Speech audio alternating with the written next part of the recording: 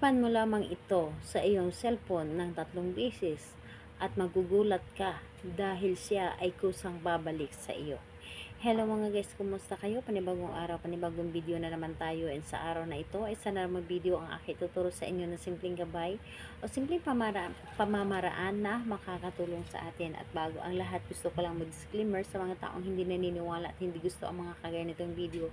Please skip this video and maghanap ka ng videos na gustong gusto nyo, dahil ang video na ito ay para lamang ito sa mga taong naniniwala and gusto mag-try. Sa lahat po naman nagko-comment dito sa aking video dito sa loob ng aking channel, mag-ingat sa lahat ng mga nagre-reply sa inyo na dinadala kayo sa kanilang WhatsApp mo app upang makaiwas po tayo sa scam. Ngayon ituturo ko sa inyo paano nga ba siya babalik ng kusa sa inyo, yung tipong para bang kinakarma siya sa kanyang mga ginagawa sa iyo na sinaktan kanya. So dito magsasuffer siya at talaga namang hihingi ito ng tawad sa inyo na tanggapin mong muli at makipagbalikan ito sa inyo.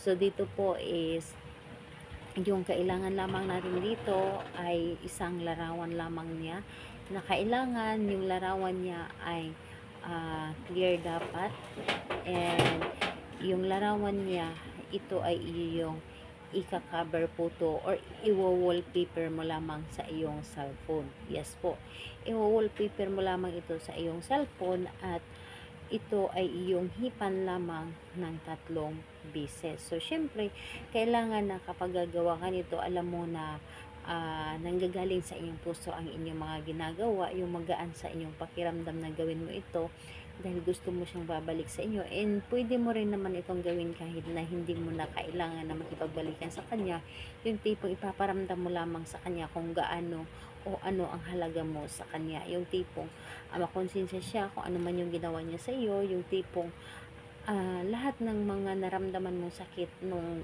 ikaw ay iniwan niya ay ito ay kanyang mararamdaman. So ganito po ang inyong gawin. Ito ay naka-wallpaper na sa inyong cellphone at huwag niyo muna itong burahin sa inyong cellphone hanggat hindi pa ito gumana. So habang naka-wallpaper ito sa iyong cellphone ay kahit anong oras or kahit anong araw pwede mo siyang gawin. Ito ay hipan mo ng 3 beses sa iyong cellphone habang ito ay naka-wallpaper. Kung maalala mo siya, hipan mo ito ng 3 beses na pa-cross. 3 beses na pa-cross na pag-aihip, at pagkatapos mong hipan ito, sabihin mong iiyak ka hanggat hindi ka babalik sa akin at kusa kang babalik sa akin. So again po, hipan mo ito ng 3 beses na pa-cross, at pagkatapos mong hipan ng 3 beses, sabihin mong iiyak ka na humingi ng tawad sa akin at kusa kang babalik sa akin. So yun po ang inyong sabihin, o mas gusto ninyo na dagdagan o baguhin ang gusto ninyong sabihin, pwede po, wala pong problema, as long na ito ay iyong mahipan o maihipan ng 3 beses na pa-cross dapat. So kahit anong oras po, kahit oras-oras po itong gawin, basta't maalala ninyo, gawin ninyo ito dahil ito ay mararamdaman niya kaagad.